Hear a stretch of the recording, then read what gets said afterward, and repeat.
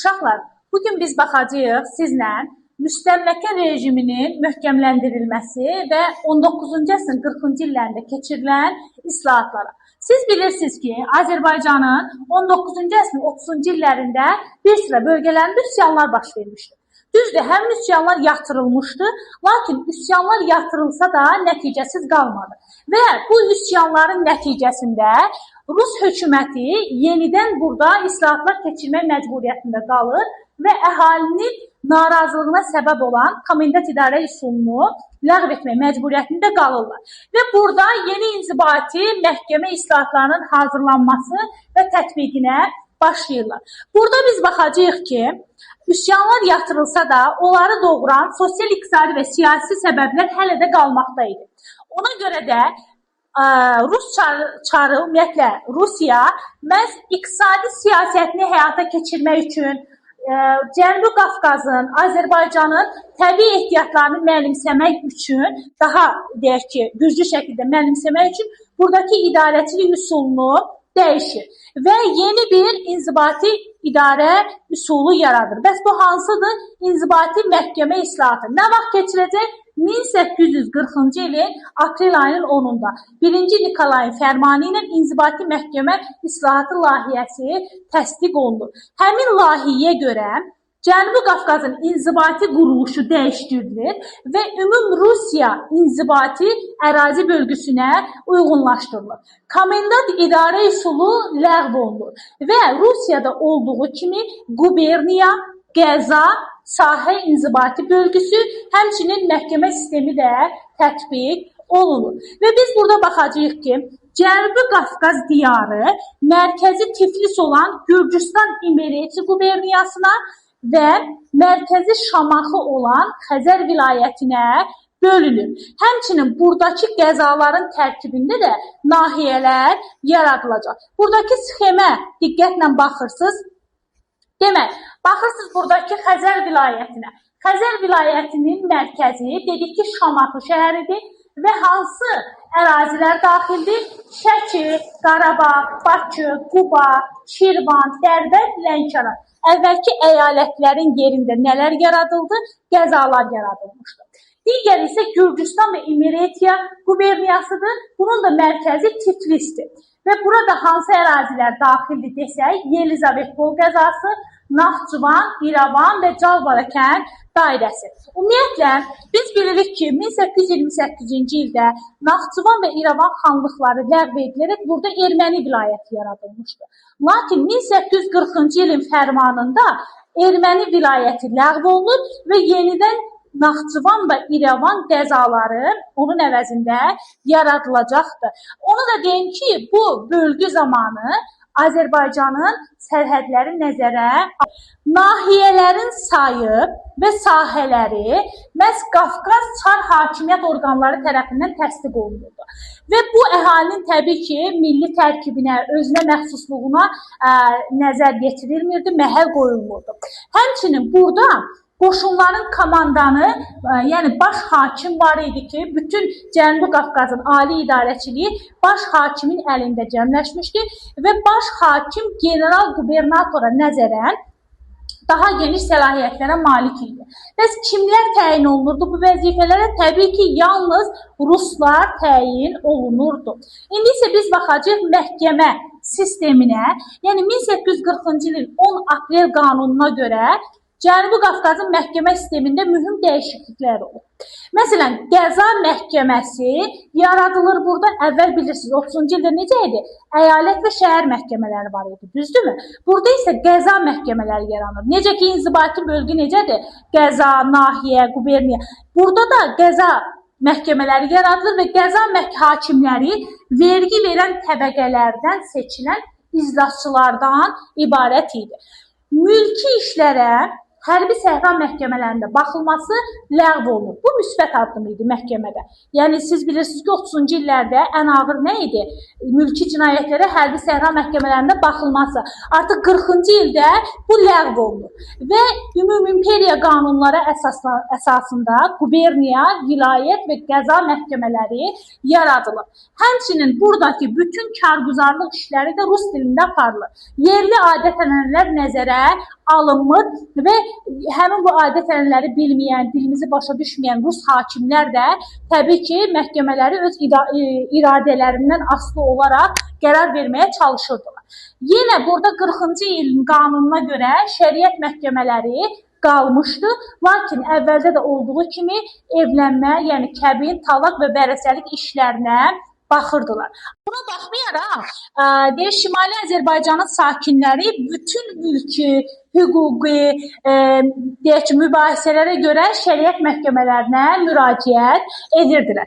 Bundan sonra biz baxacağıq yeni inzibati ərazi bölgüsünə. Demək, yeni inzibati ərazi bölgüsünə görə Çar hökuməti dağlılarla müharibəni tezliklə başa çatdırmaq, həmçinin Qafqazda öz mövqelərini möhkəmləndirmək üçün 1844-cü ildə Cənubi Qafqaz diyarının baş idarəsi əvəzinə Qafqaz canişinliyini yaratdılar. Demək, Qafqaz canişinliyi nə vaxt yarandı? 1844-cü ildə. Və ilk canişini də kim olacaq? Mikhail Vorontsov Qafqaz canişini təyin olunacaqdır. Həmçinin canişin mütləqiyyətin ali hüquqlarının başlıca keşikçisi də adlanırdı. Bundan sonra biz baxırıq diyarın inzibati ərazi qurumunda aparılan dəyişikliklərə. Yəni, həmin bu dəyişikliklər Cənubi Qafqazda Çar hakimiyyətinin güclənməsinə xidmət edirdi. Və burada yeni bir inzibati bölgü yaranacaq. Nə vaxt yaranır bu inzibati bölgü? 1846-cı ildə. 1846-cı ildə baxırıq yanından inzibati bölgəyə. Demək, biz bayaq danışdıq Xəzər vilayəti və Gürcü Milliyeti quberniyasında. Həmin bu Xəzər vilayəti və Gürcü Milliyeti 40-cı ildə yaranmışdır. 46-da ləğv olunur və onların əvəzinə quberniyalar yaranır. 46-da yaranan quberniyalara baxsaq, Tiflis, Kutayiz, Şamaxı, Dərbənd quberniyaları idi və həmin bu quberniyalar deyək ki, Gürcü Milliyeti və Xəzər vilayətinin yerində yaradılmışdır. 49-cu ildə yeni bir quberniya yaranır, İrəvan quberniyası. 59-da Şamaxıda zəlzələ baş verir deyə Şamaxı quberniyası ləğv olunur. Bunun əvəzinə 59-da yaranır Bakı quberniyası. Həmçinin 1860-cı ildə də Dərbənd quberniyası ləğv olunur. Aydın oldu mu? Bir də 1868-ci ildə yaranır Yelizavetpol quberniyası. Yaxşı uşaqlar. İndi bir dənə xəritəyə baxacağıq burada. Demək, baxın bu hissəyə. Bu isə 1840-46-cı illərdə Xəzər vilayəti və Gürcü Milliyeti quberniyasıdır. Həmin bu sarı rənglə gördüyünüz ərazi Xəzər vilayətidir. Baxın bu hissə. Mərkəzi Şamaxı olan Dərbənddir, Qubadır, Bakıdır, ondan sonra Şirvandır, Şəkidir, Şuşadır, Lənkərandır. Bunlar daxilidir. Bu yaşılla gördüyünüz hissə isə Gürcü Milliyeti quberniyası idi.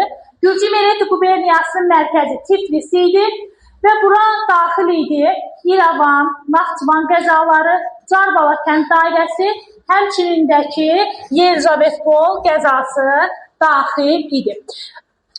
Daha sonra isə 1846-cı ildə Gürcü Milliyeti quberniyası və Xəzər vilayəti ləğv olunur və gördüyünüz bu quberniyalar yaradılır. 46-da hansı quberniya idi?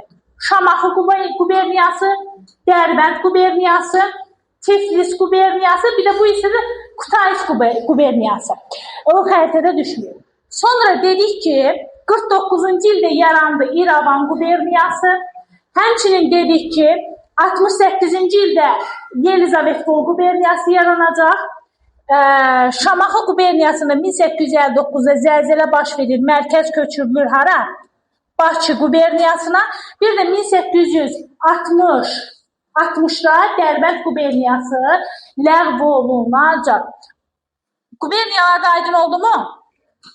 Ay sağ ol. Qaydırıq nəyə? Demək, Baxacağıq burada quberniyalardan sonra çarizmin cəza tədbirlərinə.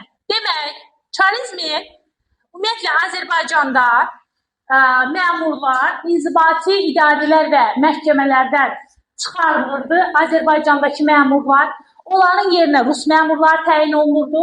Həmçinin çarizm 1841-ci ildə fərman vermişdi. Nə idi bu fərman? Fərmana görə mülkədarlar kəndlərin idarəçiliyindən kənarlaşdırıldılar və Qazax, Şəmsətil, Borçalı ağalarının, həmçinin Xəzər vilayəti bəylərinin torpaqları müsadirə olunmağa başlandı. Yəni əllərindən alındı.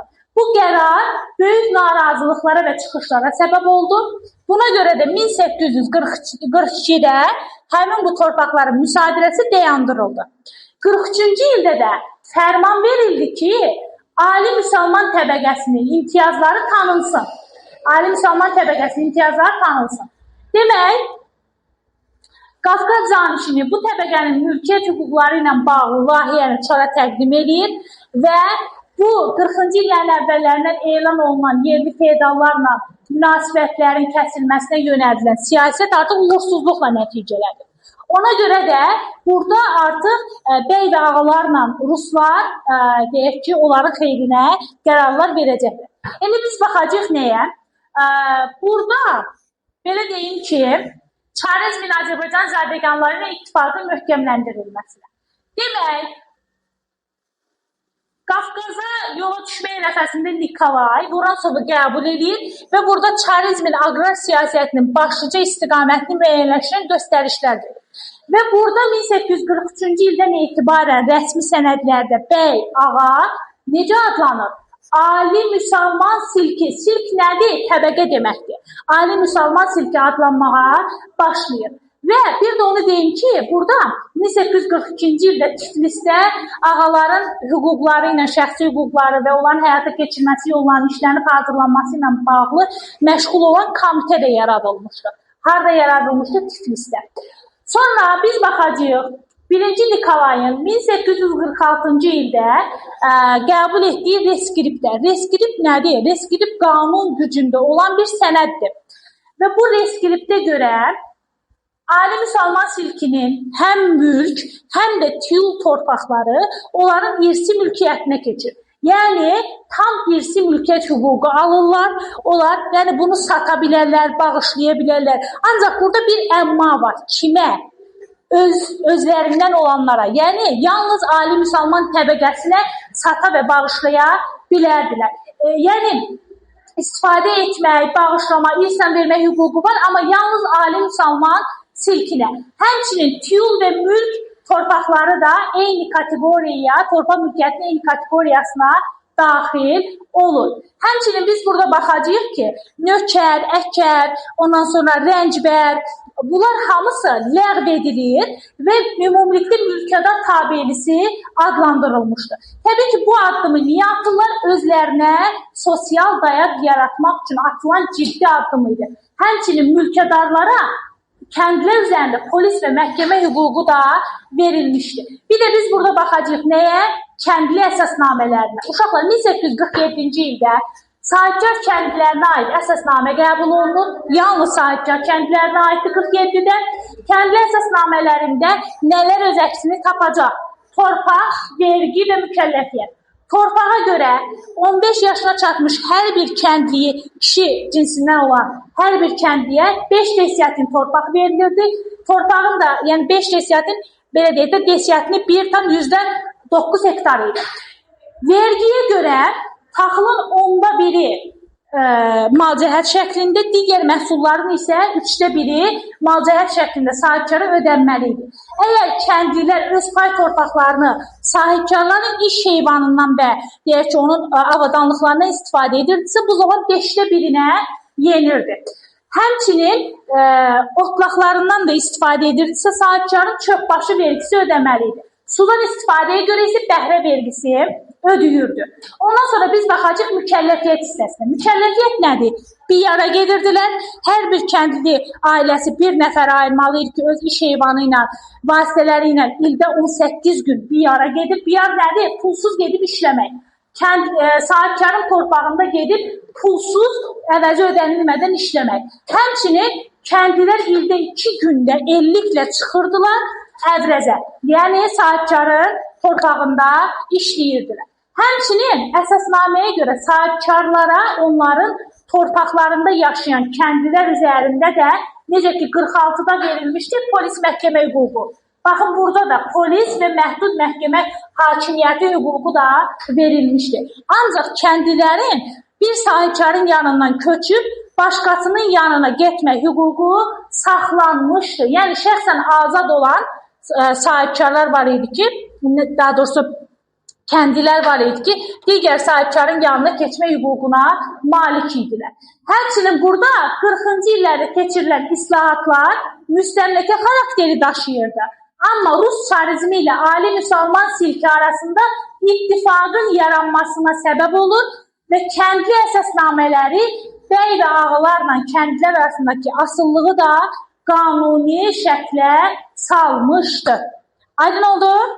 Qaranlıq bir şey qalmadı. Aha, əla.